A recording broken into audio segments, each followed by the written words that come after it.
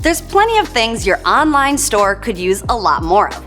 Sales, positive reviews, 5-star ratings, but most of all, repeat customers. With marketing expenses and third-party platforms, a lot goes into getting a single sale. So is there a better way to get customers back, engage with them directly, and for free? I'm Leah from Printify, and the answer to that question is email marketing.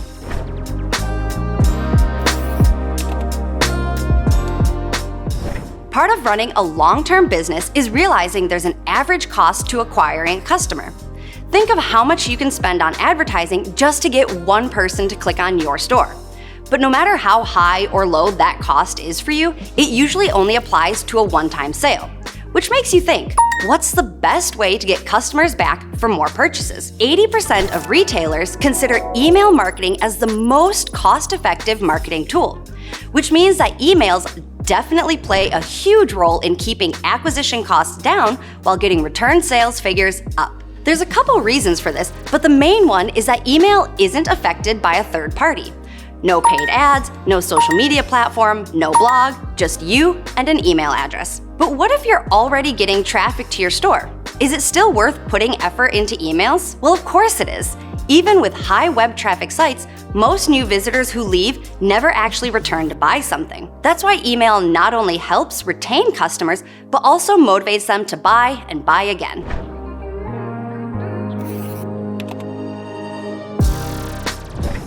The core of any good marketing email comes down to two key elements: your subject lines and your call to action, or CTA. Subject lines are the first thing your customers read before deciding to open your email. If it doesn't grab your buyer's attention, all the hard work you've put into that email won't matter. A good place to start is by keeping your subject line short and to the point.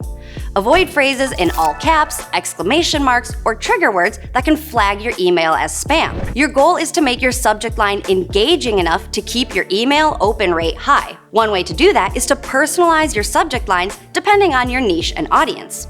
For young buyers, try including emojis, or more formal emails, use your customer's name instead. Do your best to personalize them to different groups of customers depending on their needs. Most of all, use action words to let folks know right from the get-go about what they need to do. Which leads me to the next most important part of an email, your call to action. Any great CTA is made up of action words that tell your customers exactly what they need to do. For example, discover, shop now, add to cart, learn more, or sign up are all great CTAs. Or be even more creative by using CTAs like let's go, I'm ready, grab a seat, or tune in and win. Once you've got a good CTA, keep the rest of your email short, snappy, and conversational. These can be words like free, clearance, bargain, or urgent, just to name a few. Write your emails in the first person to emphasize if it's coming from a direct email address, but be sure to add a signature to maintain that direct connection and keep things personal. If the email is from a company address, you can write in a general but still friendly tone of voice. Add eye-popping visuals, colors, graphics that can hold attention but aren't too distracting. And be careful using big images with little text, since many spam filters don't recognize images. But what's just as important as creating a good email is knowing which type to send and when.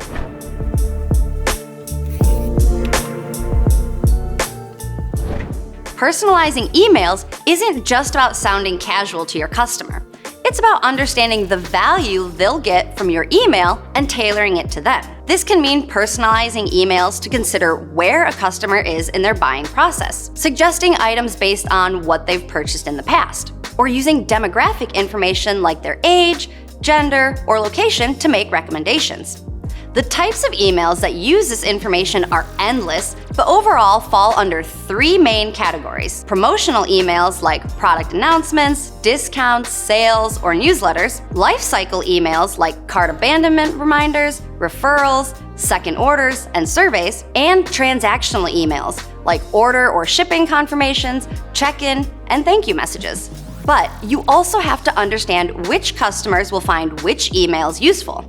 Which is why, by segmenting your email lists into separate audiences with different purposes, you're establishing a connection with your customers and their relationship with your brand.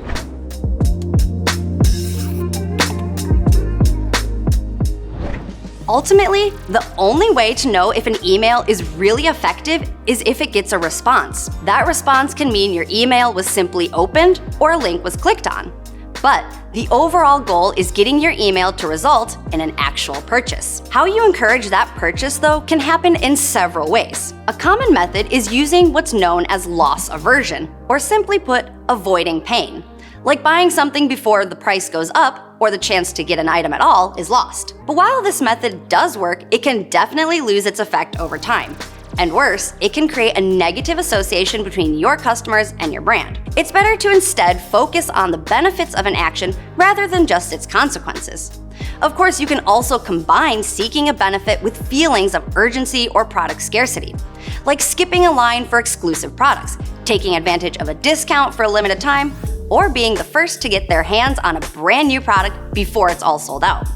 This, combined with the use of social proof badges, reviews, or giveaways, will help create different motivational drivers to edge your customers closer and closer to a sale. To summarize, like any kind of marketing, with emails, it's absolutely vital to keep track of how you're using them. Have a strategy in place for the tone, storytelling, and the kinds of visuals that you'd like to use. People get a ton of emails these days, so to stand out, you really have to set yourself apart. Show the spirit of your brand by sharing real stories to help people connect with your store. But most importantly, be respectful of their inbox and keep it at a maximum of 2 emails per week. So keep testing and keep learning, and ultimately your sales will take care of themselves. Now give the like button some action if you learned something, and comment any questions you have down below. But most of all, be sure to subscribe to our channel for more marketing tips and tricks with Printify.